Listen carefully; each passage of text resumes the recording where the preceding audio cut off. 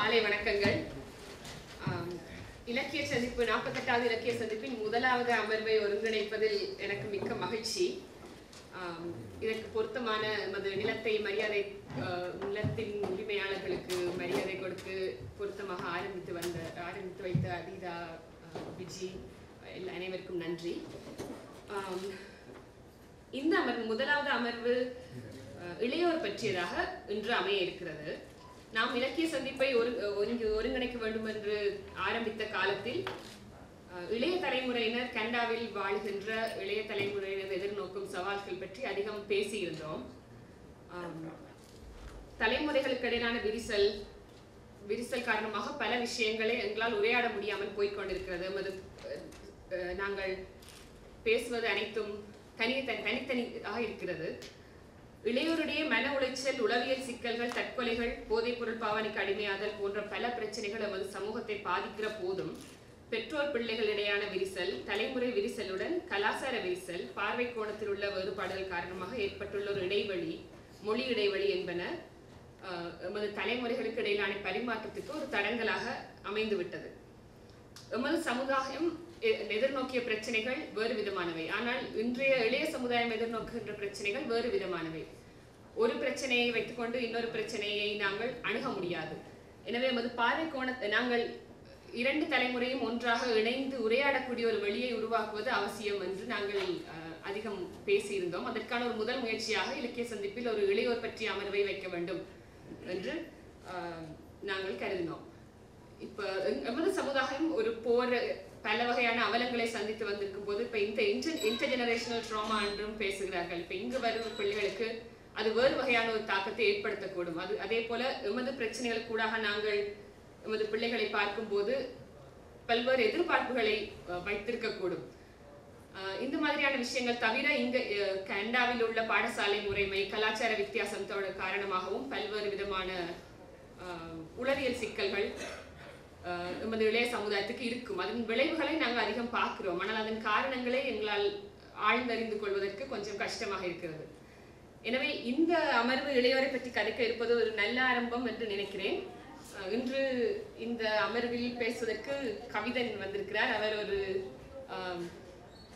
High school மாணவர், பல்கலைக்கழக அனுமதிக்காக காத்து கொண்டிருக்கிறார். அவர் பாடசாலை முறைமை பற்றி, ஸ்கூல் சிஸ்டம் பற்றி தன்னுடைய கருத்தை சொல்லுவார். இங்க இது ஒரு உரையாடல் சார்ந்த ஒரு அமர்வா இருக்க வேண்டும் என்றது என்னுடைய விருப்பம். எனவே உங்களது கேள்விகளை பேச்சுகள் முடிந்த பிறகுவோ அல்லது இடையிலோ நீங்கள் முன்வைக்கலாம், நாங்கள் உரையாடலாம். இந்த உரையாடல்கள் சில இன்று ஆங்கிலத்தில் அமையும். என்னால் முடிந்த வரைக்கும் நான் அதை தமிழில் ஒருங்கிணைக்கிறேன். ரெண்டு மொழியும் ஓரளவென்றாலும் இங்க இருக்கிற எல்லாருக்கும் தெரியும் என்று நம்புறேன். பேச்சாளர்கள் ஆங்கிலத்தில் பேசினாலும் அவர்களுக்கு தமிழ் புரியும். எனவே உரையாடல் எல்லாத்தையும் நாங்கள் எந்த மொழியிலும் நடத்தி கொண்டு போகலாம்.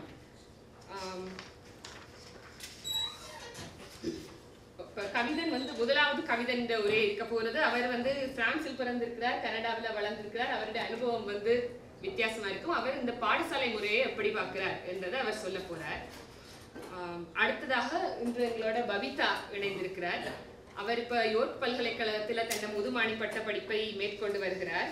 அவருடைய அதாவது கனடிய தமிழ் இளையோர் அவர்களது உளவியல் பிரச்சனைகளும் தொடர்பான தன்னுடைய மாஸ்டர்ஸ் செய்து கொண்டிருக்கிறார். அவருடைய சூப்பர்வைசர் டாக்டர் நசீலா கன்லோ. எனவே தன்னுடைய ஆராய்ச்சி மூலமாகவும் அதே நேரம் இலங்கையிலிருந்து தனது 5வது வயதில் கனடாவுக்கு இங்கு வளர்ந்த அந்த ஒரு அனுபவமும் அவருக்கு இருக்கு. அதே நேரம் இளையோரோடு பணிபுரிந்த அனுபவமும் அவருக்கு இருக்கிறது. எனவே அதை வைத்து அவர் தன்னுடைய உரையை நிகழ்த்துவார். அதுக்கு பிறகு மூன்றாவதாக ஸ்ரீரஞ்சனி அவர் இன்றைக்கு சற்று நேரம் தாழ்த்தி வருவார். அவர் ஒரு பெற்றவர், ஒரு குழந்தைகளை இளையோரை இங்கு வளர்த்தவர் என்ற முறையிலும் பல இளையோர்களை ஆசிரியராக வேலை செய்திருக்கிறார். கமேஜில் இப்ப வேலை செய்து கொண்டிருக்கிறார். அப்ப அந்த அனுபவத்தை வைத்து அவர் தன்னுடைய உரையை நிகழ்த்துவார். இடையில் நான் டயனா சவரிமுத்து செந்தூரி, அவர் ஒரு இளையோர் பெண்கள் காப்பகம் என்பவற்றில் பணிபுரிந்து வருகிறார். அவர் இன்று வரமாட்டார். ஆனால் அவர் வழங்கின ஒரு சிறிய ஒரு கேஸ் ஸ்டடி இன்றை நான் இங்கு வாசிச்சு அதையும் நாங்கள் உரையாடலுக்கு விடலாம் என்று நினைக்கிறேன். இந்த அமர்வின் முதலாவது பேச்சாளர் Kavithan. Hi everyone. I'm going to be talking about the flaws in the education system. So to begin with, education is a journey most of us willingly choose to broaden our knowledge, and education institutions become the medium to impart our learning. A question to begin with: what are schools? What do they do and do not provide according to societal standards? Simply explained, schools are institutions that are built for a peaceful learning behind closed doors. One can only learn so much within four walls of a classroom under a system that constantly presents society's misconception of success. Of course, the purpose is not to condemn the respectful teachers or any individual, nor is an attempt to insult, but it is simply to point out the flaws in the system structure. In the early years of schooling, a child is confined to a manner of learning that some may argue as innovative. However, recent trends indicate the forms of evaluation across most schools have a very fine margin of difference. Every assessment, whether it is a quiz or an exam, follows similar patterns of testing for long periods of time. These methods are not reflective of authentic learning, and the ideal word to describe this tragedy is boring. The multiple choice, true or false, and short answer format are very common on tests. The students are not examined on their abilities nor their creativity. Such methods bind together to take on the name standardized testing. Standardized tests are tests that are administered and scored in a consistent manner and is given to all students. North American schools pursue this so-called standardized testing to believe that it is fair for all to be evaluated under the same conditions. They fail to realize that this only misguides the students' focus towards an endless chase for grades. This not only results in poor academic performance, but some students also develop early contemptuous behaviors towards learning. The real learning begins upon the realization that complying with systematic learning is useless.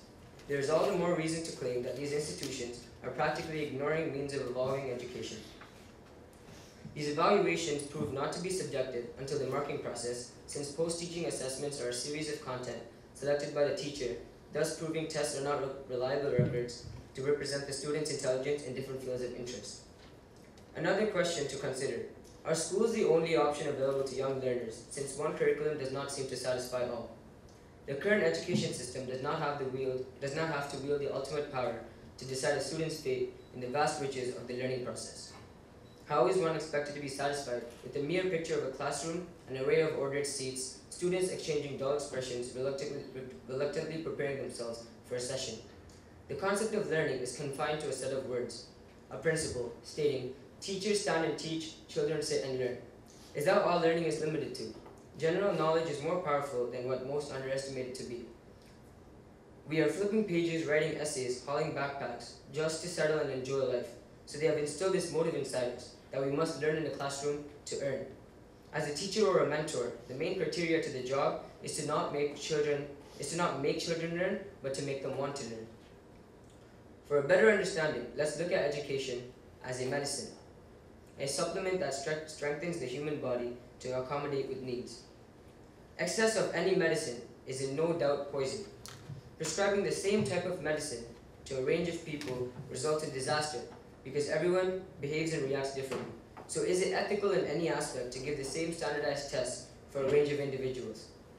This analogy corresponds to another scenario when looking at the amount of homework children are expected to complete within a day's time.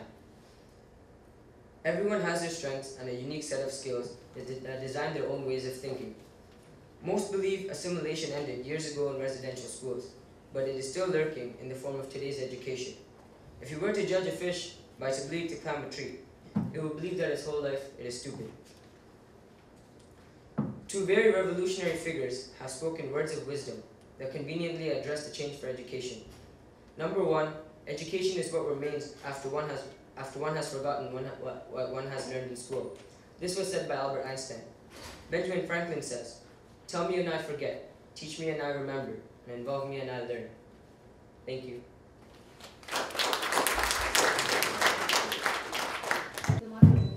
Thank you, Kavithan. நன்றி. கவிதன் உடைய உரையில எனக்கு ஒரு சின்ன கருத்தை நான் சொல்லலாம் நினைக்கிறேன். அதாவது அவர் சொல்றார், ஒரு முறைமைப்படுத்தப்பட்ட கல்வி முறை, ஒரு எஜுகேஷன் சிஸ்டத்துல நிறைய பிரச்சனைகள் இருக்கு. அதாவது ஒரு வழி பாதையா இருக்கு. ஒரு ஆசிரியர் சொல்றத மாணவர் கேட்டுக்கொள்ற மாதிரி இருக்கு. மற்றது பரீட்சைகள் மாணவரோட திறமையை சரியா அளந்து கொள்ள முடியாம இருக்கு. இப்ப எங்களுக்கு தெரிஞ்சு மிகவும் பெஞ்சமின் பிராங்க்லின் மற்றது ஆல்பர்ட் ஐன்ஸ்டீன், ஐசக் நியூட்டன் போன்றவர்கள் எல்லாமே இந்த முறைமைப்படுத்தப்பட்ட ஒரு கல்வி முறைக்கு எதிரானவர்களாக இருந்து வந்திருக்கிறார்கள். அப்போ இதில் கணக்கு விதமான விமர்சனங்கள், அவர் சொன்ன விஷயங்கள் எங்களுக்கு தெரியும். இதில் இன்னொரு விஷயம் எனக்கு என்ன பிடிச்சதுன்னு சொன்னால், அதில் அவர் சொல்கிறார் we must learn to earn ன்னு சொல்லி. அதாவது இந்த நாங்கள் ஒரு கேபிட்டலைஸ் என்ன சொல்கிறது, ஒரு முதலாளித்துவ சமூகத்தில் வாழ்ந்துட்டு இருக்கும்போது எங்களோட எல்லாமே அது தொடர்பான இப்போ ஆசிரியர்களும் எங்களுக்கு சில வேளையில் நாங்கள் ஆசிரியர் தொழிலை பற்றி நாங்கள் இவ்வளவு சொன்னாலும் எல்லாரும் அதை தொழிலாசை அந்த நேரத்தில் எதை செய்யணுமோ அதை செய்துட்டு போகிறார்கள். அதே மாதிரி மாணவர்களும் ஒரு பணம் சம்பாதிக்க வேண்டும்ன்றதுக்காக படிக்கிறார்கள். அப்போ இதில் உண்மையான நோக்கம்ன்றது எங்கேயோ காணாமல் போயிட்டுதுன்னு எனக்கு பட்டது அவருடைய உரையை கேட்கும்போது. அதோட இன்னொரு விஷயம் பார்த்தீங்கன்னா, ஒரு இண்டிவிஜுவலுக்கு ஒவ்வொருத்தருக்கும் ஒவ்வொரு விதமான திறமைகள் இருக்கு. அதே நேரம் ஒவ்வொருத்தருக்கும் ஒவ்வொரு விதமான, இப்போ எல்லாருக்கும் ஒரே விதமான ஒரு கல்வி முறை சரியா வருமா என்ற ஒரு கேள்வியும் அவர் வச்சிருந்தார்.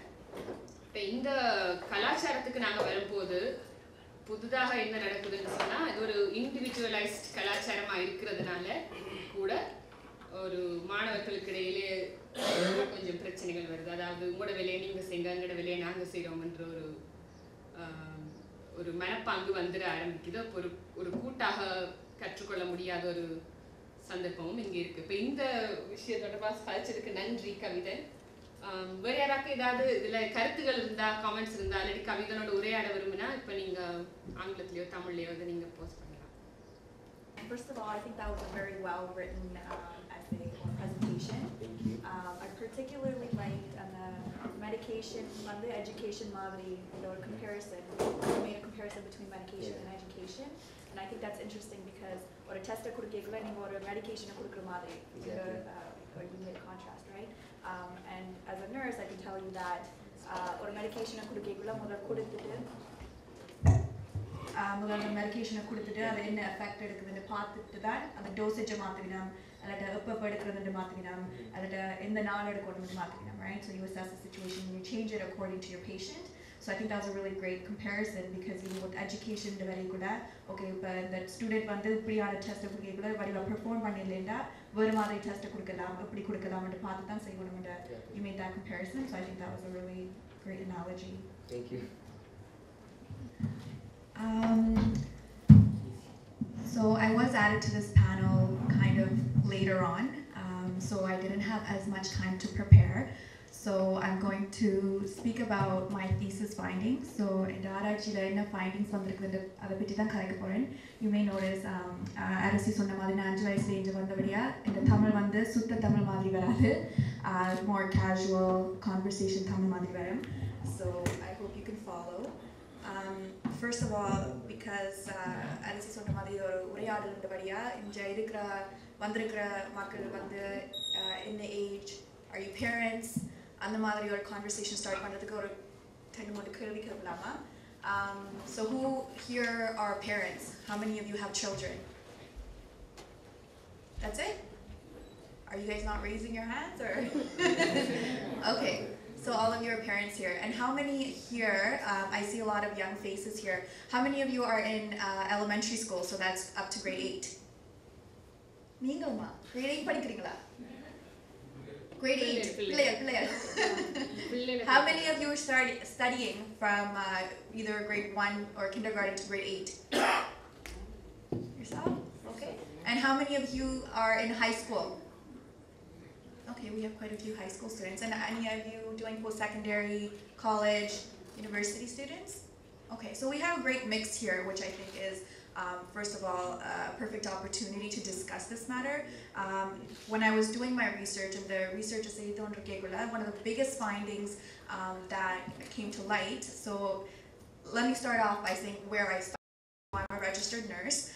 I'm not that far into my career actually. I'm within the first 5 years of my nursing career. So just to give an idea of what my background is. I did come here when I was 5. So, you know, I learned Tamil in Tamil class, as some of you may be going to Tamil classes. And the moment that I realized that mental health in the Tamil community is a major issue, I was out in St. Catherine's, and for some reason there was a lot of youth suicides happening in the Tamil community. And I remember I was sitting in my bedroom, I was on Facebook, and I came across a post, and it was a young 20-year-old female that had committed suicide. And it apparently was a big shock to the family. Nobody knew what was happening. No one knew, what led to that unfortunate incident. And it really hit me hard because at that age of that youth, I was also going through my own personal struggles. And just as easily as that youth had committed suicide, that could have been me. And thinking back about the several months that had passed, several years that had passed, how many of you have heard of youth suicides in the Tamil community? In the community, how many of you have heard about youth suicides? And if you look around, that's a lot, right? That's quite a few. So that's when I decided, you know what, I'm gonna go and I'm gonna try to figure out what the problem is. What is happening? I'm gonna community, why are our youth committing suicide? Why is there no one helping them before they get to that point? So I decided to go back to school to do my master's degree, and I chose to do the thesis stream, which is research. And the question that I decided to ask, so my research question is, what are the beliefs, the practices, experiences of Tamil youth here in Canada?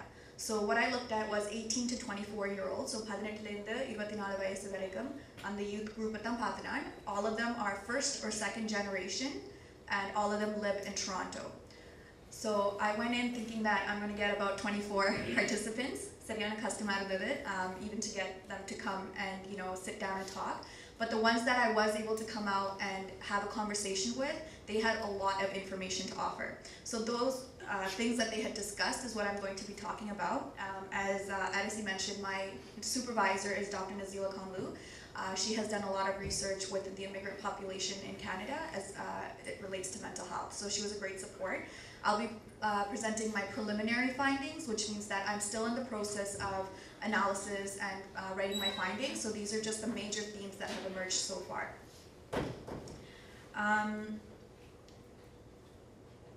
So first and foremost,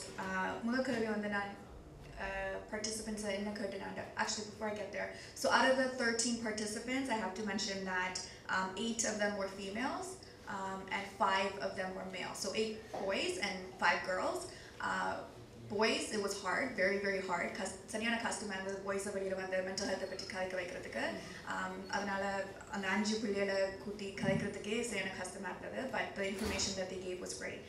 So the first question was, when I asked them about the challenges they face in relation to mental health. So, what are the difficulties? What do you find hard? And again, because there's no research already, இதுக்கு முன்னால இப்படி ஒரு study ஒருத்தரும் செய்யல, right? Specifically as it relates to mental health and Tamil youth. There's a lot of research in the Tamil community, and Tamil community னு வரைக்குள்ள adults பத்தி தான் research பண்ணியிருக்கேன். ஆனா youth பத்தி ஒன்றும் பெருசா ஒன்றும் இல்ல. அதனால தான் very broad-ஆ பார்க்கறான். Okay, இப்போ உங்களோட youth வந்து mental health பத்தி என்ன சொல்றீங்க? என்ன செய்யணும்? ஒரு பிரச்சனை இந்த வரைக்குள்ள யார்கிட்ட போயினம்? mental health பத்தி information தேவைண்டா எங்க போய் பார்க்கறீங்க? அப்பா அம்மா கேட்கணுமா? அல்லது வெப்சைட்டுக்கு போறீங்களா? ஃபேஸ்புக்கு போறீங்களா? எங்க போய் அந்த information எடுக்கணும்? மற்றது வந்து mental health system. Our mental health system in Canada it's hard to navigate, right? Okay, let's say that you have a mental health challenge. How many of you know where to go? Who do you go to first in order to access resources, right? Enga pona counselor oda kadikalam, enga pona doctor oda kadikalam, psychiatrist oda kadikalam, psychologist oda kadikalam, programming polam, appadi enga ponamende eppadi ungalku therinjirukudhu oru kelvi, right? So mudal kelvi vande, what are your challenges very broadly? Appadi kelvikula about half of them said coping strategies. So having and maintaining good, healthy coping skills. And what that means is, ஒரு பிரச்சனை வரைக்குள்ள அந்த பிரச்சனையை நீங்க எப்படி handle பண்றீங்க? இப்படி பிரச்சனை வரைக்குள்ள ரூமுக்குள்ள போய் அழுகுறீங்களா? அல்லாட்டா ஃப்ரெண்ட்ஸோட கதைக்கிறீங்களா? அல்லாட்டா ஸ்போர்ட்ஸ் போய் விளையாடுறீங்களா? Right? So healthy coping skills இருக்குது, unhealthy coping skills இருக்குது. Unhealthy coping skills is alcohol, drug abuse, addictions, isolation, ஒருத்தரோட கதைக்காம ரூமுக்குள்ள தனியா போய் இருக்கிறது. So those are the differences, right? Healthy coping skills versus unhealthy coping skills. So half of them, which is a lot, said that they had difficulty with coping skills, what to do or sticking with healthy coping skills, finding the right coping skills. So they mentioned negative coping skills like negative self-talk, தங்களுக்குள்ளேயே நெகட்டிவாக கதைச்சு கொண்டிருக்கிறது மற்ற thinking that they're overreacting okay இது ஒரு சின்ன பிரச்சனையா இருக்கலாம் maybe நான் இதை பெருசா நினைக்கிறேனோ thinking that thinking about self harm cut பண்றது and then using drugs as an escape so cigarettes alcohol ஒருத்தரையும் கதைக்காம தங்களுக்குள்ளேயே யோசிச்சு கொண்டிருக்கிறது மற்றது தங்களையே தாங்க பார்க்காம இருக்கிறது ஸோ செல்ஃப் கேர் ரைட் இப்போ ஒரு பிரச்சனை என்னன்னா ஓகே உங்களுக்கு கொஞ்சம் கூட நேரம் கொடுத்து எப்படி எங்களை we can be strong ன்னு பார்த்து ஓகே எனக்கு பாத் எடுக்கிறதுட்டா எனக்கு பிடிக்கும் அதை நான் போய் செய்வேன் அல்லாட்ட ரீடிங் எனக்கு பிடிக்கும் ஓகே அது கொஞ்சம் நேரம் அதை எடுத்து நான் அதை செய்வேன் like that those are the healthy coping skills right so self care and also balancing so a lot of the youth that I interviewed were either both in school and working but most of them were in school or working at the very least but almost half of them were doing both so அதை எப்படி balance பண்ணுறது right இப்போ வேலைக்கும் போகணும் படித்து நல்ல மார்க்ஸும் வாங்கணும் அது ரெண்டையும் எப்படி பேலன்ஸ் பண்ணி ரெண்டையும் செய்கிறதுண்டு right and then the rest of the participants the other half out of those most of them said parents so the lack of education and being informed about mental health as it relates to parents so feeling that when they have approached their parents amma pada poikula ave vandu sollirukkenam like aunts and uncles may say oh enu ipdi kadikra unga amma appaku vandu varuthama irukapodhu ipdi neenga experience pandringa adu enu ipdi solringa mattadu vandu mental health is just something you can get over right okay ungalku or prachanai irukku it's okay naalaikku sariyaaidum nu solradhu parents not accepting or understanding if you go to them and say I have anxiety or depression say adu ondumilla adu you know it's okay it'll be okay just you know rejecting it or not accepting it and finding it hard to open up to them not having that open communication line to be able to say amma look you know I have a problem with this before I go any further though I do need to put out a disclaimer there this is not to put parents on the spot இப்போ வந்து parents தான் பிரச்சனை என்று சொல்கிறதுக்காண்டி நான் இங்கே வரையில இப்போ வந்து நான் 13 பிள்ளைகளோட கதைச்சிருக்கேன் அது என்ன சொல்கிறீனமோ அதை தான் உங்கள்கிட்ட நான் சொல்கிறேன் ரைட் அது சொல்கிறதுல அரசி சொன்ன மாதிரி ஒரு உரையாடல் நடக்கும் right so have a conversation okay பிள்ளைகள் இப்படி சொல்கிறீங்கன்னா நீங்கள் என்ன செய்கிறீங்க நீங்கள் என்ன யோசிக்கிறீங்க உங்களோட ஒப்பீனியன் என்னது so we can talk about that right இந்த ஆராய்ச்சி வந்து very specific to Tamil youth ஆனால் there's a huge gap because what about the parents என்ன சொல்கிறீங்க parents என்ன நினைக்கிறேன் parents என்ன ட்ரை பண்ணியிருக்கிறேன் மேபி யூத்துக்கு தான் அண்டர்ஸ்டாண்ட் பண்ணிடல who knows right அதை பற்றி தான் நீங்கள் எனக்கு சொல்லணும் right நாங்கள் இப்போ கதை கேட்கல you have to tell me like what is the challenges that the parents face and also just another point is that I have both my parents and having come here from Sri Lanka with a country that's gone through 30 years of war over 30 years of war it was very difficult for my parents and I'm sure as many of you have experienced for yourself உங்களுக்கு தெரியும் இந்த ஒரு புது நாட்டுக்கு வந்து ஒரு மொழியை கற்று வேலையை ஃபைண்ட் பண்ணி சில ஆட்களுக்கு ஃபேமிலி கூட இருக்காது அதை வந்து தாண்டி establish a family here educate your children right பிள்ளைகள் வரைக்குள்ள உங்களுக்காண்டி தான் இங்கே வந்திருக்கோம் உங்களுக்காண்டி தான் உங்களுக்கு படிக்க ஒரு ஆப்பர்ச்சுனிட்டி வேணும்னு கூட்டிட்டு வந்திருக்கோம்னு சப்போர்ட் பண்ணுறதுக்கு தான் உங்களோட பேரண்ட்ஸ் இருக்கிறாங்க right we know that and I'm pretty sure the youth that I interviewed know that as well ஆனால் அதை தாண்டியும் என்ன பிரச்சனை இருக்குது what is happening what is not happening that's leading to these suicides or other mental health challenges so just because I'm saying okay parents இது செய்யல அது செய்யலன்னு சொல்கிறேன்ன்ற வழியா நான் பேரண்ட்ஸை வந்து fault find பண்ணுறேன்ட்டு நீங்கள் நினைக்கக்கூடாது just telling you what they have told me right so when I asked them the most significant barriers so specifically what's the major issue அப்படின்ற கேட்குள்ளேயும் parents and family தான் சொல்லியிருக்கிறேன் right so they're saying maybe parents don't know அவங்களுக்கு தெரியாத வழி அதை பற்றி பயப்பட்டு அதை நாங்கள் பற்றி கதைக்க மாட்டோம்னு சொல்லினோம் being in denial not knowing how to handle it and some of them even said not wanting to hurt their parents இதை பற்றி நான் அவளோட கதைச்சா அவளோட ஹர்ட் ஆகிடுமோன்னு யோசிக்கிறேன் right another major theme that came was stigma or judgment எங்களோட கம்யூனிட்டிக்குள்ளே வந்து mental ஹெல்த்தை பற்றி பெருசாக கதைக்கிறீங்களா இப்போ நீங்கள் படம் பார்க்கக்குள்ள கூட பைத்தியம் வந்து காட்டிக்குள்ள like you know someone hitting their head அப்படித்தான் மென்டல் ஹெல்த்தை portray பண்ணுறீங்க right நாடகத்தில் மற்றது படம் பார்க்கக்குள்ள மென்டல் ஹெல்த்தை பற்றி கதைக்குள்ள அப்படி தான் கூடுதலாக portray பண்ணுறீங்க in the movies and even when the participants are saying even வீட்டில் வந்து அம்மா அப்பா மென்டல் ஹெல்த்தை பற்றி கதைக்குள்ள கூட அது வந்து very சரியான நெகட்டிவா பத்தி நெகட்டிவா தான் கதைக்கணும். ஓ அவைகளுக்கு பேச அவையோட வெளியில போகாதீங்க, stuff like that. And they're also saying the lack of knowledge that parents have. So இப்போ ஒரு பிள்ளைக்கு வந்து depression, if they have depression symptoms, okay, இது ஒரு பிரச்சனை identify பண்ணி அந்த பிள்ளையோட கதைச்சு and getting the help. அந்த knowledge வந்து இல்லை என்று சொல்றேன், right? So I just want to talk a little bit about our culture as it relates to parents, what the participants said, right? Even though they're saying all of this, they're saying that in our culture, parents they want to listen to their parents. They want to impress their parents. They want to make their parents happy. They want to listen to what their wishes are. If they want them to study this, they want to study what their parents say. But there is also a culture of not going to the doctors when there is a need for it, even when it comes to physical symptoms. உடம்புக்கு ஏதாவது பிரச்சனைண்டா கூட வந்து கொஞ்சம் hesitate பண்ணி தான் டாக்டர்ஸ்க்கே போயிடும், right? Okay, you don't need the doctors, don't need medications, அப்படி ஒரு கல்ச்சர், ரைட்? மற்றது வந்து அது என்ன சொல்லினோம்னா, there's a difference between Canadian culture and back home culture, right? Back home culture, you didn't specialists in the பெருசா டாக்டர்ஸ்க்கு போயிடலாம், that's what they're saying. And versus here, எல்லாத்துக்கும் டாக்டர்ஸ்க்கு போறது, ஸ்பெஷலிஸ்ட்க்கு போறது, check up, right? So in terms of positive, there were participants that did speak positively about the parents and seeking the help that they needed and getting it. So in one case, a female was saying that she was experiencing anxiety and symptoms of depression, and her mom noticed it, talked to her about it, and made her go to the family doctor. And family doctor, they helped her and they got counseling resources for her, and now she is fine. She's handling her emotions and she's dealing with her depression and going to counseling services. So that's a positive story, right?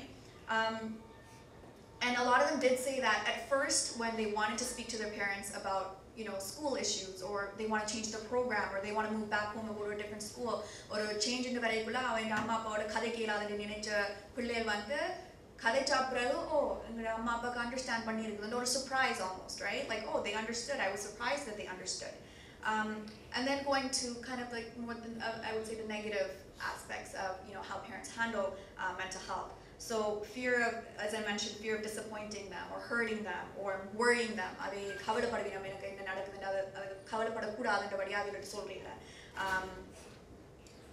They feel like mental health issues, they feel trapped. What do I do now? What do I do? Where do I get the help, right? Also, like I said, the stigma and the shame because of the perceptions of the parents. They would say that people with mental health illnesses are dumb, are stupid, they have mental illness, and they don't understand. And also, even with parents vande or பிரச்சனை வரைக்குள்ள அதை எப்படி handle பண்றீங்க, right? So let's say a financial situation happens, or somebody is going through depression, or just an issue happens in life. அதை வந்து உங்களோட parents எப்படி handle பண்றீங்க? எங்களோட parents பார்த்து தான் அவை வந்து ஒரு role models, right? அவை என்ன செய்யணும்னு பார்த்து தான் நாங்க learn பண்றோம். So உங்களோட parents வந்து healthy coping strategies or skills அவைகிட்ட இல்லைண்டா எப்படி பிள்ளைகள் வந்து healthy coping skills and strategies learn பண்ணுவீங்க, right? So அவை என்ன செய்யணுமோ அதை பார்த்து தான் நாங்க ஒரு youth வந்து செய்வீங்க, right? மற்றது வந்து this was a very important one because family doctors are the gatekeepers to the healthcare system, right? In services வேணுமோ family doctors வேணா referral தருவீங்க, right? So family doctors in the community la vandu kuduvela enga parents vandu Tamil family doctors ku dhaan porinam, and also the youth go with their families to the family doctors. But when they have a mental health challenge or issue, avi vandu payapurinam enna enga family doctor ta poi indha issue patti kalaja idai vandu silvala enga amma appa ta sollidiruma, right? Andha payathila kuda family doctors ta poi solrilla, and then they don't seek help, and then they don't get the counseling or the meds or whatever it is that they need to help them deal with the mental health challenges. So again, they feel trapped. And also just a lack of understanding from parents about what mental health is. What is depression? What is anxiety? How do you deal with it? What are the options? One example was one of their parents thought that autism was related to child rearing. So is that true? Not really, right? So, those kind of interrupting and dismissing those myths that exist within our society. And then talking about academic expectations, there's a huge level of stress and pressure that they feel their parents place on them in terms of academic expectations, right? Again, not wanting to disappoint them, wanting to make them proud, and being compared. So, you know, right?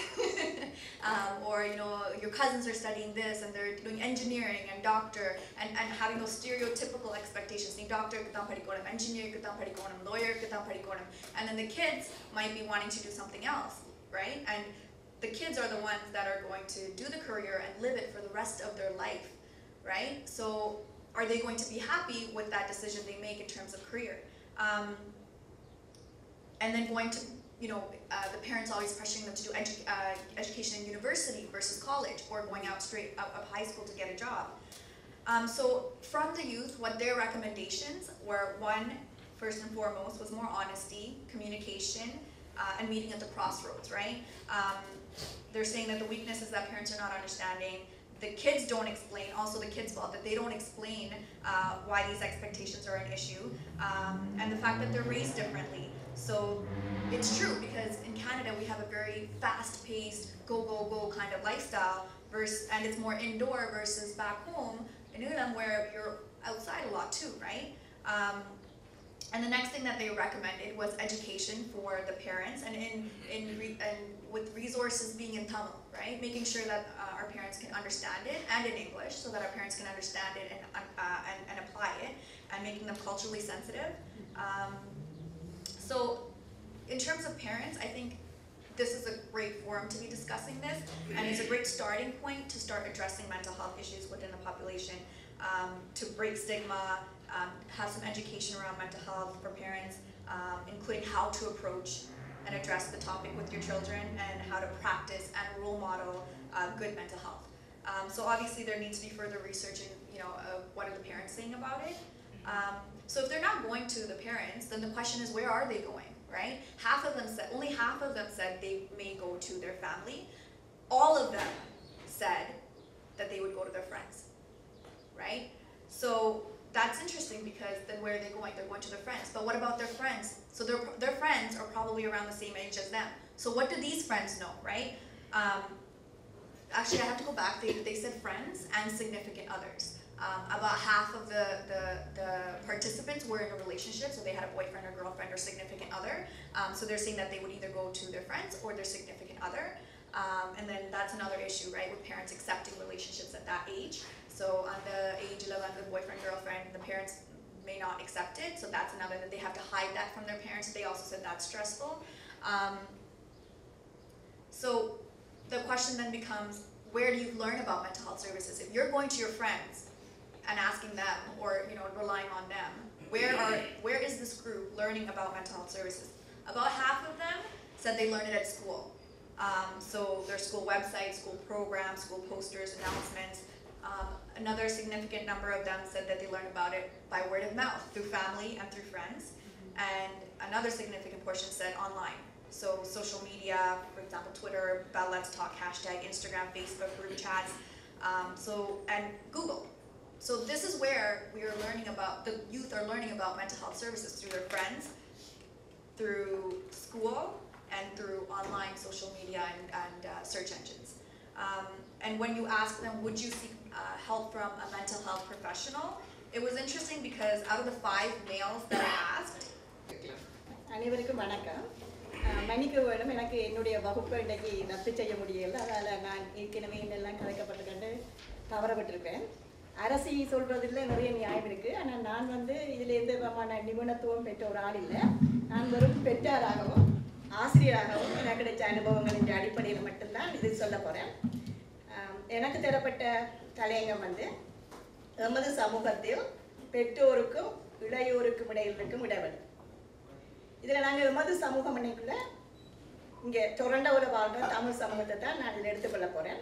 ஆனால் நான் சொல்ல போகிறது வந்து வேறு சமூகங்களுக்கும் பொருத்தமானதாக இருக்கலாம்.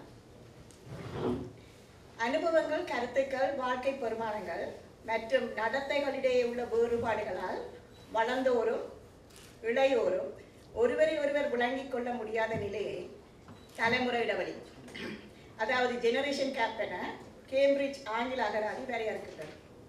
ஆனால் பெற்றோரிலிருந்து அவர்களை பிரிக்கும் இந்த தலைமுறை இடைவெளியை இளையோர் தங்களுக்குரிய அடையாளங்களை உருவாக்கி கொள்ள அனுமதிக்கும் அல்லது வசதி செய்யும் பயன்மிக்கதொரு விடயமாக நோக்கலாம் என்கிறார் மொழி வல்லுநர் வில்லியம் சாஃபியர்.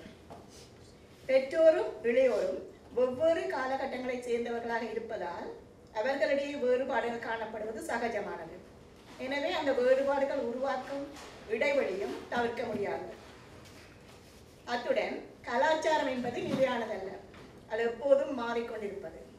எனவே வில்லியம் சாஃபியரின் கருத்தின்படி இந்த இடைவெளி அவசியமானதும் கூட. வாழ்க்கையில் சந்தித்த விடயங்கள், அவற்றை அவர்கள் கையாண்ட விதம் என்பவற்றின் விளைவுகளால் உருவான தாக்கங்களினது அடிப்படையில் பெற்றோரும், சூழல் மற்றும் தங்களின் கனவுகளின் அடிப்படையில் இளையோரும் விடயங்களை எதிர்கொள்கின்றனர். அதனாலேயே இப்படி ஒரு இடைவெளி அவர்களிடையே உருவாகின்றது என்பது பொதுவானதொரு அபிப்பிராயமாகும். அத்துடன் தொழில்நுட்ப வளர்ச்சி, வாழ்க்கை முறை வேறுபாடு என்பன இந்த இடைவெளியை அதிகரிப்பதாக கருதப்படுகிறது. இருப்பினும் பிள்ளை வளர்ப்பு முறை, முரண்பாடுகளை கையாளும் விதம், இடைவெளி இருக்கின்றது என்றதொரு புரிதல், அதை நிரப்புவதற்கான பிரியத்தனம் என்பவற்றுக்கேற்ப இந்த இடைவெளியின் அளவு குடும்பத்திற்கு குடும்பம் வேறுபடுகிறது. உறவுகளிடையே முரண்பாடுகளை அல்லது தொடர்பாடல்களை சிக்கலாக்கக்கூடிய அளவுக்கு இந்த இடைவெளி அதிகரித்தால் அது பற்றி கரிசனப்பட வேண்டிய தேவை சமூகம் சார் அனைவருக்கும் உள்ளது. புகலிட கலாச்சாரத்துடன் கூடிய இரட்டை கலாச்சாரம் புலம்பெயர்ந்தவர்களுடைய சமூகத்தினருக்கு மிகப்பெரிய சவாலாக இருக்கின்றது. புதிய விடயங்களை கற்பதும் கலாச்சாரத்துக்கு ஏற்ப தங்களை இசைவாக்கப்படுத்துவதும் ஒப்பீட்டளவில் இளையோருக்கு சுலபமானதாக இருக்கின்றது. ஆனால் வளர்ந்தோராகிய எங்களுக்கு புதியதில் இசைவாக்கமடைவதற்குள்ள பிரச்சனையை விட குடியேறிய நாட்டின் கலாச்சாரம் எங்களுடைய கலாச்சாரத்தை அழித்துவிடும் என்ற பயம் அதிகமாக உள்ளது. அதனால் எங்களுடைய நாட்டில் எங்களுடைய கலாச்சாரத்தில் காட்டிய அக்கறையை விட அதிகமான அக்கறையை இப்போது நாங்கள் அதில் காட்டுகின்றோம். கலாச்சாரம் என நாம் நம்பும் விடயங்கள் காப்பாற்றப்பட வேண்டும் என்ற பேரவா அல்லது அதீதமான ஆசை எங்களுக்குள் இருப்பதாலும் எங்களுக்கு கிடைக்காத அனைத்தையும் எங்களுடைய பிள்ளைகளுக்கு கொடுத்து விட வேண்டும் என்ற வேட்கையாலும் பல்வேறு வகையான வகுப்புகளில் சேர்த்து பிள்ளைகளுடைய நேரத்தை பிள்ளைகளாக அவர்கள் அனுபவிக்க வேண்டிய வேடிக்கையும் வினோதமும் கலந்த வாழ்க்கையை சமரசம் செய்கின்றோம். இதனால் சில வேளைகளில் எமது கலைகளிலும் மொழியிலும் கலாச்சாரத்திலும் பிள்ளைகளுக்கு வெறுப்பு வளர்வதும் இடைவெளிக்கு ஒரு காரணமாகின்றது. நான் தமிழரா, கனேடியரா, எவ்வளவு தூரம் கனேடியராக அல்லது தமிழராக நான் இருக்கிறேன், தமிழர் என்றால் என்ன, கனேடியர் என்றால் என்ன, தமிழ் கனேடியராக இருக்கின்றேன் என்பதன் பொருள் யாது போன்ற கேள்விகளுக்கான விடைகளை தேடுவதற்கு தனிப்பட்ட அடையாளத்தை தேடும் இயல்பான ஒரு தேடலுடன் கலாச்சார ரீதியான அடையாளத்தையும் தேட வேண்டிய கட்டாயமும் இளையவர்களுக்கு இருக்கின்றது. இப்படியான ஒரு சூழலில் எங்களுடைய கலாச்சார பெருமானங்கள் என நாம் போற்றும் பெரியோரை கனம் பண்ணல், பெற்றோருக்கு கீழ்ப்படிதல், தமிழராக மட்டும் வாழல் போன்றனவும் தண்டனை மூலமே நல்வழிப்படுத்தலாம் என்ற நம்பிக்கை, பாலின சுதந்திரத்தை ஏற்றுக்கொள்ள முடியாமல் இனம் மாறி திருமணம் செய்வதற்கு எதிர்ப்பு போன்றவையும் முக்கியமானதொரு பங்கை வகிக்கின்றன. மரியாதை வளங்கள், மதிப்பு செய்தல் என்பவற்றை ஒற்றை வழி பாதையாக பார்த்தே நாங்கள் வளர்ந்திருக்கிறோம். பெரியோரை கனம் பண்ணல் என்ற எங்களுடைய கலாச்சாரம் சமமான மதிப்பை எதிர்பார்க்கும் இந்த கலாச்சாரத்துக்கு வேறுபட்டது. பிள்ளையின் உயரத்துக்கு தாமும் பதிந்து அவரின் கருத்தை கேட்டு அதற்கு மென்மையான குரலில் பதிலளிக்கும் ஆசிரிய சமூகத்துடன் ஒரு நாளின் நீண்ட நேரத்தை செலவிடும் பிள்ளைக்கு எங்களின் கனதியான குரலும் கண்டிப்பான பார்வையும் எங்களிடமிருந்து தூர போகச் செய்யும் ஒரு இடைவெளியை தோற்றுவிப்பதில் வியப்பேதும் இல்லை. அதே போல கீழ்ப்படிதல் என்ற சொல்லுக்கு எங்களுடைய கலாச்சாரத்தில் இருக்கும் பொருள் வேறு, இங்கு வழங்கப்படும் பொருள் வேறு. உதாரணத்துக்கு முடிசூடுவது, கானகம் போவது ஆகிய ரெண்டையும் சமமாக கருதி ஏன் என்ன என எந்த கேள்வியும் கேட்காது கீழ்ப்பணிந்த ராமனிடமிருந்து எங்களுடைய பிள்ளைகள் கற்பதற்கு நிறைய உள்ளன என்பதே எமது சித்தாந்தம். ஆனால் கேள்வி கேட்டு பழகு, ஏன் என்ன என ஆராய் என பாடசாலையில் பழக்கப்படும் இளையோரின் கீழ்ப்படிதலுக்கான வரையறை இதுவல்ல. விதிமுறைகளுக்கும் நியாயமான எதிர்பார்ப்புகளுக்கும் மட்டுமே அவர்கள் கீழ்ப்படிய தயாராக இருக்கின்றனர். மேலும் இலங்கையில் நாம் வாழ்ந்தபோது சிங்களவர் என்றால் எதிரிகள் என்ற நினைப்பே எங்களில் பெரும்பான்மையோருக்கு இருந்ததால் அவர்களுடன் நாம் நட்பு பாராட்டும் தன்மையோ அவர்களில் எங்களுக்கு காதல் நகரும் சாத்தியமோ மிகவும் குறைவாக இருந்தது. ஆனால் இங்கு சமத்துவத்தை கற்கும் சமத்துவமாக பழகும் எங்களுடைய பிள்ளைகளுக்கு அனைவருமே சமமானவர்கள். எனவே ஒவ்வொரு இனத்தவர்களுடன் நண்பர்களாக இருப்பதோ காதலர்களாக இருப்பதோ அவர்களுக்கு இயல்பானது. அந்த கருப்பு பொடியனோட உனக்கு என்ன சிநேகிதான், வெள்ளப்பட்டி ஒன்றா வீட்டுக்கு கூட்டிக்கொண்டு வந்தேன்டா அவ்வளவுதான். உறவு உனக்கும் எனக்கும் எந்த உறவும் இருக்காது என நாங்கள் சொல்லும் போது அல்லது அப்படி அச்சுறுத்தும் போது எங்கள் பிள்ளைகளின் மனதில் நாங்கள் மிகவும் தரம் குறைந்த மனிதர்களாகவே தெரிவோம் என்பதை நாம் விளங்கிக் கொள்வதில்லை. எனக்கு தெரிந்த ஒருவர் தனது மகள் தனது பேரனை அப்படியே சொல்லி வளர்க்கின்றாரா என கூறி பெருமைப்பட்டுக் கொண்டார். இன்னொன்று, அடியை போல் அண்ணன் தம்பி உதவா என்ற எங்கள் பழமொழியை நாங்கள் முழுமையாக நம்புகின்றோம். அண்மையில் நிகழ்ந்த அரங்கேற்றம் ஒன்றின் போது பிரதம விருந்தினராக கலந்து கொண்டவர், நான் அடி வாங்கி வளர்ந்ததால் தான் இந்த நிலையில் இருக்கின்றேன் என அதற்கு வக்காலத்து வாங்கினார். இதே பொருளில் பலர் ஃபேஸ்புக்கில் இடும் பதிவுகளையும் நாம் பார்க்கின்றோம். சிறுவர் உதவி சபை அதாவது சிஏஎஸில் இடையீடு செய்யும் சில நிலைமைகளில் கூட பெற்றோர் நியாயப்படுத்த முயற்சிப்பது சிறிய அளவிலாவது தண்டனை கொடுக்காவிட்டால் பிள்ளை கெட்டு போய்விடும் என்பதால் தான் இருக்கின்றது. சில வருடங்களுக்கு முன்னர் என்னுடைய மகள் ஒருவரை பிரபலியமான நடன ஆசிரியர்களிடம் நடனம் கற்க அனுப்புவதற்காக அவருடன் தொடர்பு கொண்ட போது தன்னுடைய அடி பிள்ளைகளை சிறப்பாக நடனம் கற்க உதவுவதாக கூறி பெருமைப்பட்டுக் கொண்டார். போதாதற்கு பிள்ளைகள் வீட்டிற்குள்ளப்படி செய்தால் அவர்களை கொஞ்சம் திருத்தி வையுங்கள் என பெற்றோர் தன்னிடம் சொல்லிவிட்டு செல்வதாகவும் சொல்லிக்கொண்டார். நல்வழிப்படுத்துவதற்கு தண்டனை சிறந்ததொரு வழி என ஒருபோதும் நம்பாத நானும் கூட என்னுடைய கோபத்தை கட்டுப்படுத்த முடியாத தருணங்களில் சிறுவயதில் நான் என் பெற்றோரிடம் கற்றதை செயலாக்கி இருக்கிறேன் என்றால் அவ்வளவு தூரம் நாங்கள் வளர்ந்த விதம் எங்களில் ஆட்சி செய்கின்றது. ஆனால் பாடசாலையில் பின்புளைவுகள் மூலமும் தவறுகளுக்கூடாகவும் நல்லொழுக்கத்தை கற்பிக்கும் ஆசிரியர்களுடன் ஒப்பிடும்போது இவ்வகையான மனப்பாங்குள்ள எங்களுடன் இருக்கும் எங்களுடைய பிள்ளைகளுக்கு எப்போது எங்களை விட்டு ஒதுங்கி தங்கள் வாழ்க்கையை அமைக்கலாம் என்ற நினைப்பே மேலோங்கி இருக்கும். பெற்றோர்களை மதிக்கவும் தோன்றாது.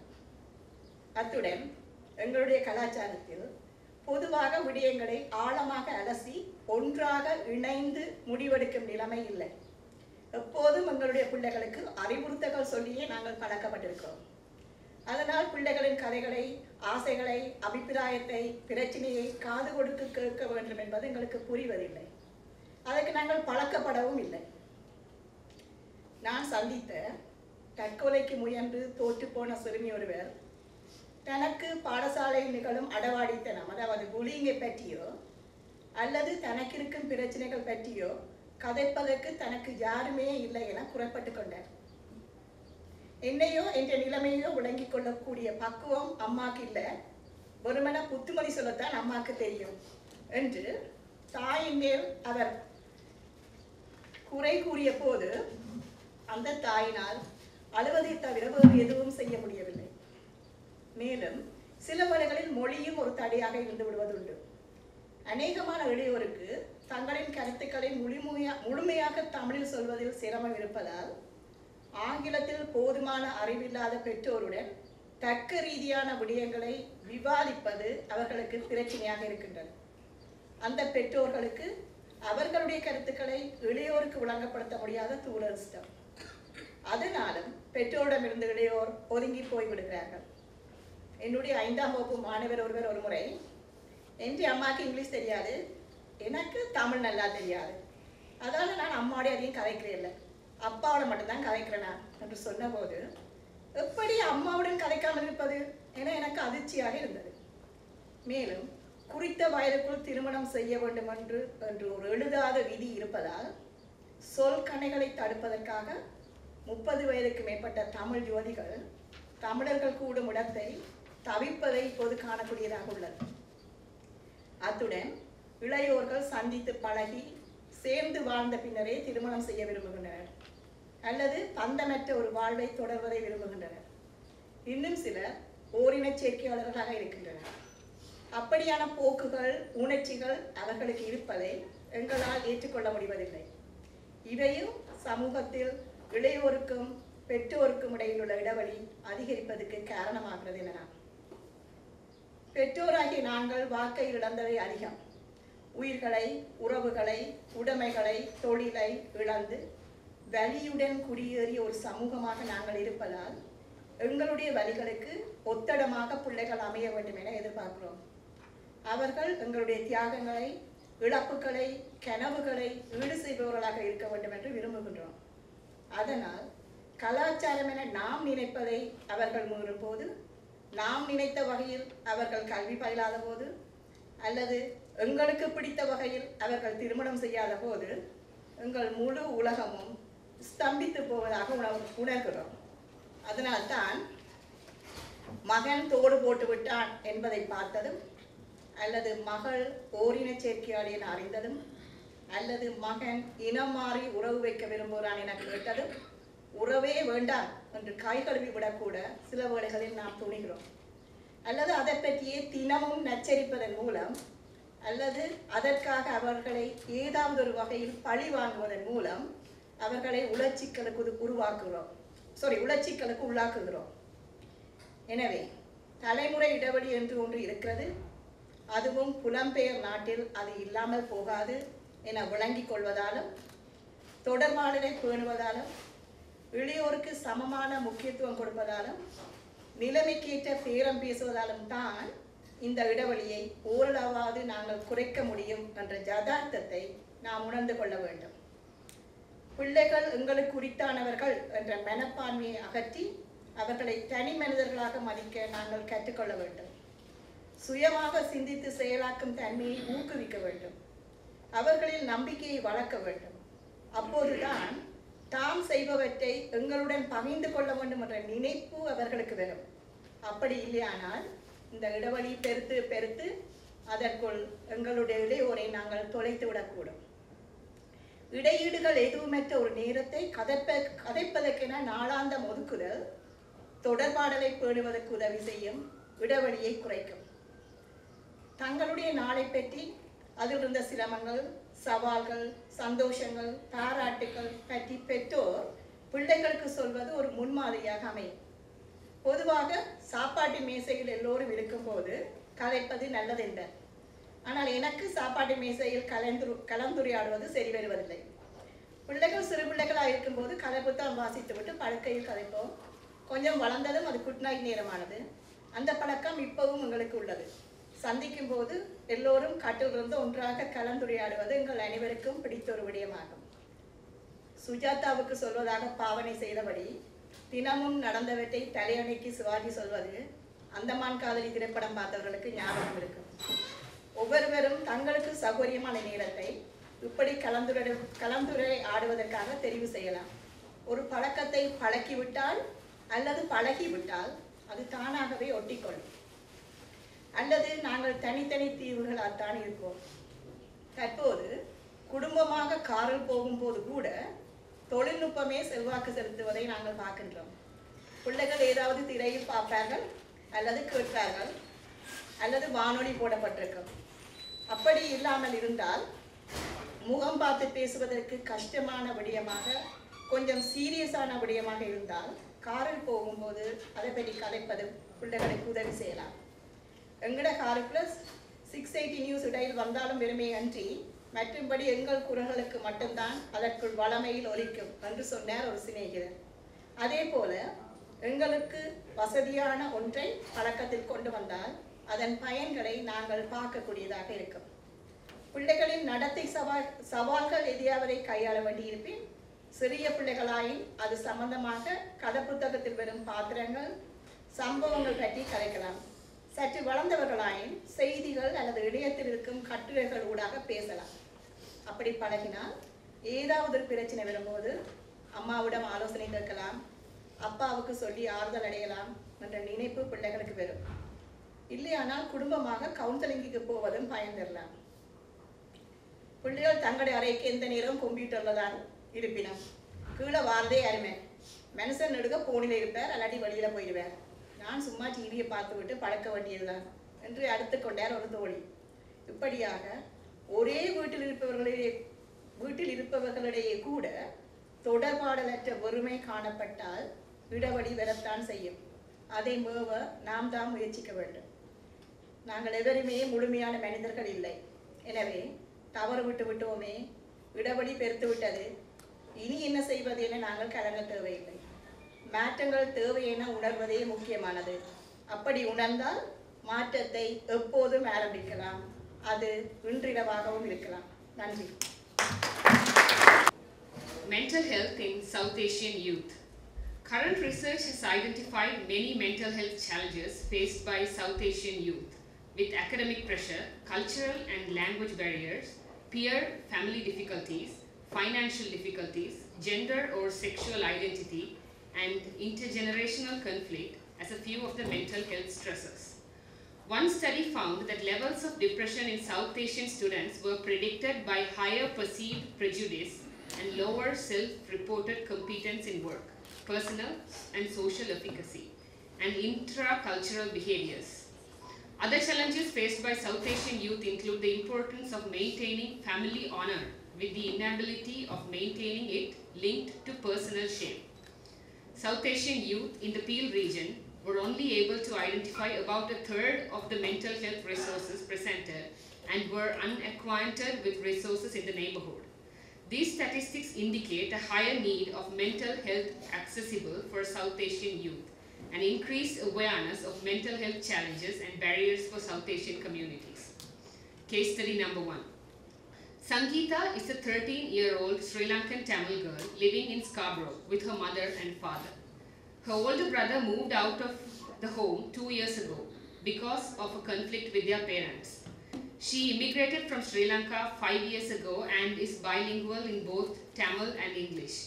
For the past few months, she has been able to attend school. She has not been able to attend school on a consistent basis and often arrives late. Child welfare workers have been speaking to the family to assist Sangeeta in attending school. Sangeeta reported feeling tired and unmotivated going to school, although teachers have expressed Sangeeta being a star student in the past. Her school social worker and teachers have noticed Sangeeta being anxious in class and often feeling sick before a test or a presentation. Recently, Sangeeta's father was diagnosed with epilepsy and is now on Ontario Disability Support Program.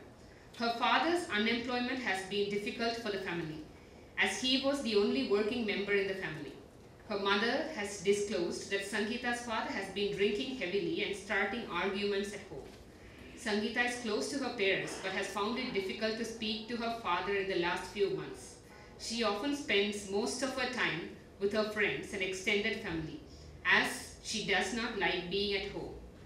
This leads to further conflict in the home, as her mother does not like her spending time outside the house. Sangeeta expressed to child welfare, "I am afraid to tell you about how I feel because you may tear apart my family. My brother doesn't even live with us anymore, and I am scared that I won't be able to help out my parents." So there are questions, I will post them now and we will discuss it later. What are the main mental health concerns faced by Sangeeta? How can the parents encourage Sangeeta to attend school while managing their own difficulties? What can Sangeeta do to take care of her mental health? What resources can she use? This case study highlights concerns such as substance abuse, school attendance, anxiety or depression, parent-child conflict, and silence or stigma regarding mental health. It is evident that Sangeeta may not have positive older figures in her life, and lacks resources to assist her personal needs. She feels abandoned by her brother, although she may not want to live at home. She would not like to leave her parents. Sangeeta should speak to her teachers, friends, school counselor or other trusted persons to discuss her concerns. இப்போ நான் வாசித்த அந்த case தொடர்பான ஒரு காமெண்ட்டை வந்து நான் கலைக்கிறதுக்காக பபிதாவை invite பண்ணுறேன். அதை தொடர்ந்து நான் அடுத்த கேஸையும் வாசிக்கிறேன். பிறகு நாங்கள் டிஸ்கஷனுக்கு போகலாம்.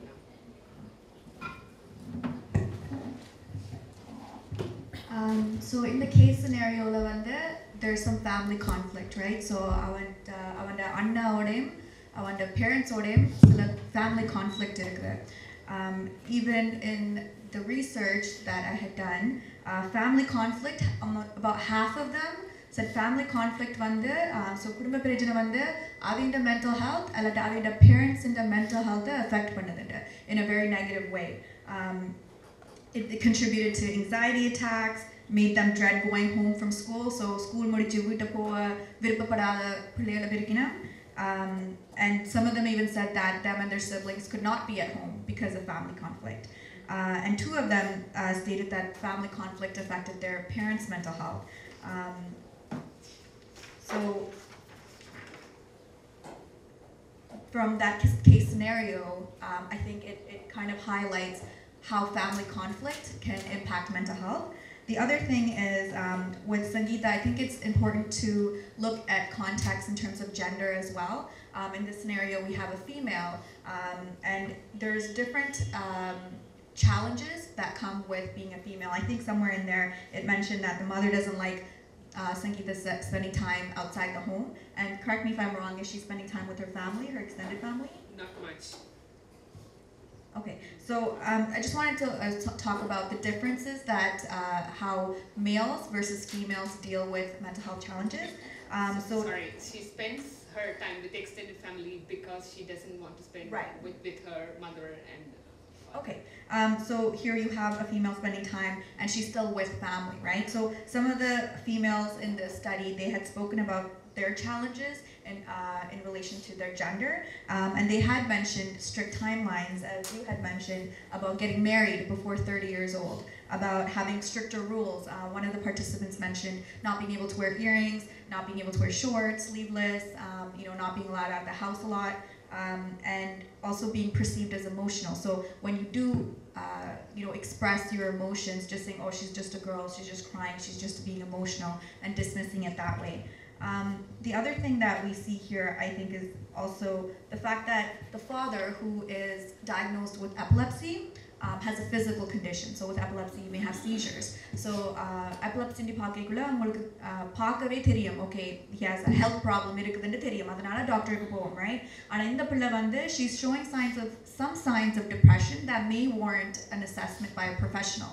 So we can't assume that she has depression. However, judging by the symptoms, you can assume that maybe she needs an assessment, maybe she needs to go speak to someone, either a counselor or a family doctor. So in this case, even though they've identified, there's some issues, she's not attending school, she is feeling unmotivated, she has anxiety, symptoms, her parents have not talked to her or taken her to the doctor to get an assessment, right? So that's the difference in mental health literacy in our community. So we're going to the doctor, but when we have a problem with mental health, we're either not recognizing it or we're not addressing it. And the participants in the study did mention that. They talked about the parents' lack of understanding around mental health and how to identify the symptoms and how to follow up with those issues. And the last thing I wanted to mention was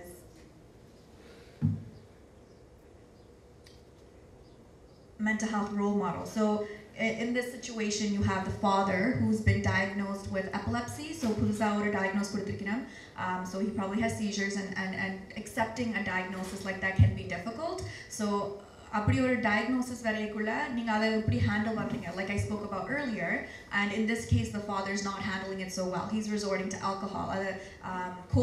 In order to cope with it, he's resorting to alcohol as a coping mechanism, right? And you have a young child in the house who may be experiencing difficulties, and as a role model in the home, as a father, you may not be role modeling the best kind of coping skills for this female. So in the study, there were a couple of participants that talked about mental health role models. So the community mental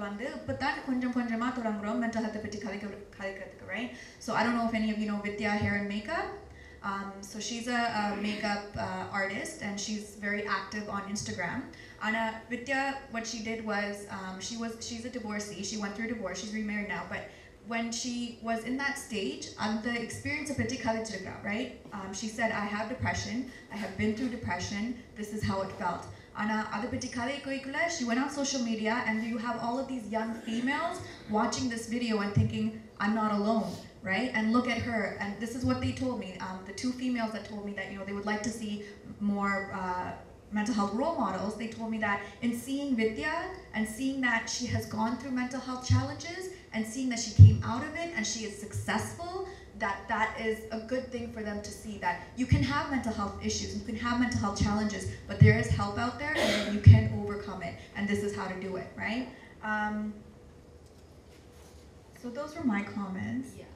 Good. Case study 2. Pradeep is an 18-year-old male living in Toronto. He lives with his mother, 2 brothers, and younger sister. His father passed away from a heartache 6 years ago. Pradeep is in his first year of university at Ryerson, completing his degree in engineering. He also holds a part-time job as a waiter in a restaurant downtown Toronto.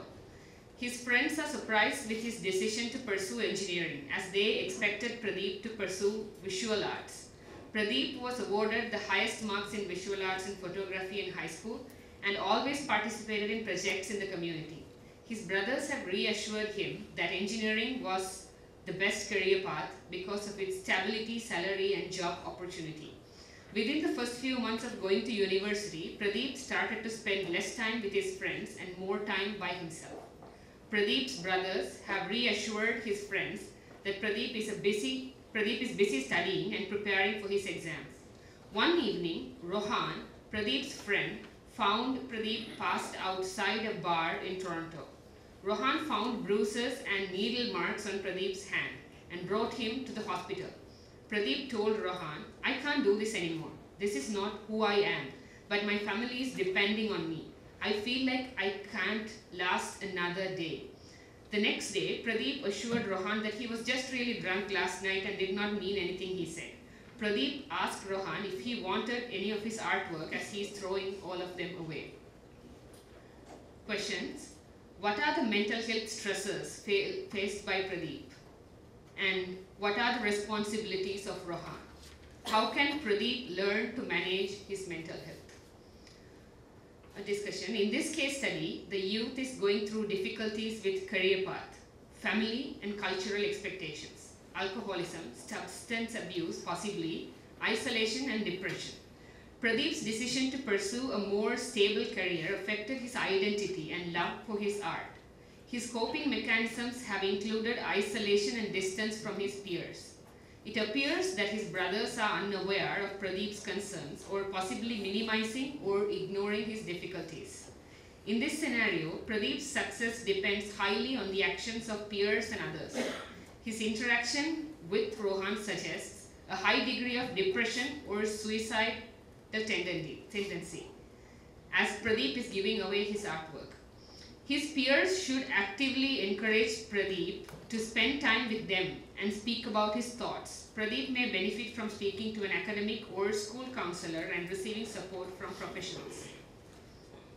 So in this situation, you see he's it's important to highlight his age and his gender as well, 18-year-old male, right?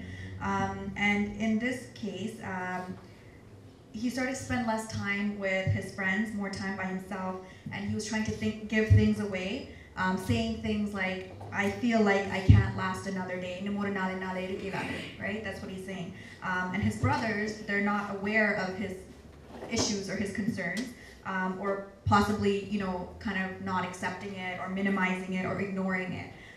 So how this relates to my findings in my research so far, the preliminary findings, is that the youth did talk about a lack of parental relationship as well as family relationship. And Sri Ranjini Miss had mentioned this throughout her presentation as well. And I'd just like to highlight there were about 2 of the participants talked about a lack of relationship or a lack of connection with their father. And this may be, and this is an assumption, maybe not spending enough time with the children, or having multiple jobs, or working, or maybe not making the effort. We don't know. Again, we'd have to, speak to the fathers in the community. A couple of them mentioned that, having a mother who was very young and, not able to kind of relate to them in that way, or having a single mother and spending a lot of time with the sister, but not having a relationship with the sister and feeling like there was a lack of attention or affection from the family, or just finding it difficult to spend time with family because of all the different schedules, right? In Canada, you might have one person who works a night shift, another person who goes to school and comes home and then goes to work, and all the varying schedules that you have, and you might find it difficult to be able to spend time with your family in order to develop those relationships. And as I spoke about earlier as well, the academic pressure and pursuing the career path that the youth wants is also a major concern for the youth. And in this case, there's also some reference to substance abuse. So 3 of the participants that participated in my study stated that they have used drugs as a coping mechanism. There's a gap in my questionnaire because there was no direct question asking about drug usage. But if it came out in the open-ended questionnaire, then that's what we talked about. So the 3 participants did talk about it. One of them even acknowledged having an alcohol dependency. So when I asked them, how often do you drink? He didn't answer me, and I can't assume, but he did admit to having an alcohol dependency and acknowledging that he has a problem and knowing that he should reach out for help, but still has not. And the reason for that being stigma and shame and thinking that I should be able to solve this on my own, right? Thinking that I can do it on my own, why should I not be able to do it on my own? Maybe it's a personal fault that I can't overcome this by myself. So it is more difficult for males, especially as we mentioned earlier, that males, most of them said they would not go to professional help to seek assistance with overcoming mental health or substance abuse issues. Another thing that Sri Ranjini mentioned was identity. So obvious culture clash from coming from Sri Lanka to Canada, and then the culture that our parents carry here, and the culture that we grow up in as youth in the Canadian culture. So it's interesting because Sri Ranjini did say, like, what do they identify with? And this is a question that I had asked the youth. So I asked them, when I asked them, how do you identify yourself? I had a lot of different answers. So 4 of them said Tamil Canadian, so they didn't mention Sri Lanka at all. 3 of them just said Tamil. 2 of them said Canadian Tamil. 2 of them said just Canadian. 1 of them said Sri Lankan Tamil Canadian. Another one said Sri Lankan Tamil Canadian Hindu. And another one said Sri Lankan Canadian. So as you can see, even though we are all from, we may be from India, but this study was focused on Sri Lankan Tamil Canadians, or Ula Tamil, there's different ways that even our group identifies ourselves, and that speaks to the culture clash and the identity role that that can play into mental health as well. And they did speak to questions about their own identity, right? With having, for example, the Jaffna Library burned down and losing a lot of our literature, or coming to a new country and losing a lot of our identity. They did speak to the challenges that they face in trying to identify who they are. And another thing is that it did mention, speaking to his peers. Again, a male 18-year-old. The youth in this study, the males said that they couldn't talk in groups. At least in groups, they didn't feel open enough to be able to speak about it. A lot of the males joked about mental health, and they felt like they couldn't be open about mental health with their peers. And just as an interesting note, as it relates to the previous scenario as well, a lot of the participants, it was just an interesting note, about 5 out of the 13 participants stated that their grandparents or their parents had either diagnosed or suspected mental health issues. So 5 out of 13 of the participants had an amapa or a grandparent who had a diagnosed mental health illness or suspected they had, an issue with mental health illnesses. And 2 of them said their aunts or uncles had suspected or diagnosed mental health illnesses. So in total, about 7 out of the 13 had a family member who either was diagnosed with a mental health illness or suspected to have a mental health illness. And I find that interesting because I don't know how much literature there is out there specific to our population about prevalence of mental health issues in our community, but that raises an important question because of the war conflict back home and our background. Is there more prevalence of mental health issues in our community, right? So there needs to be more work done on that as well. Yeah, so those are my comments.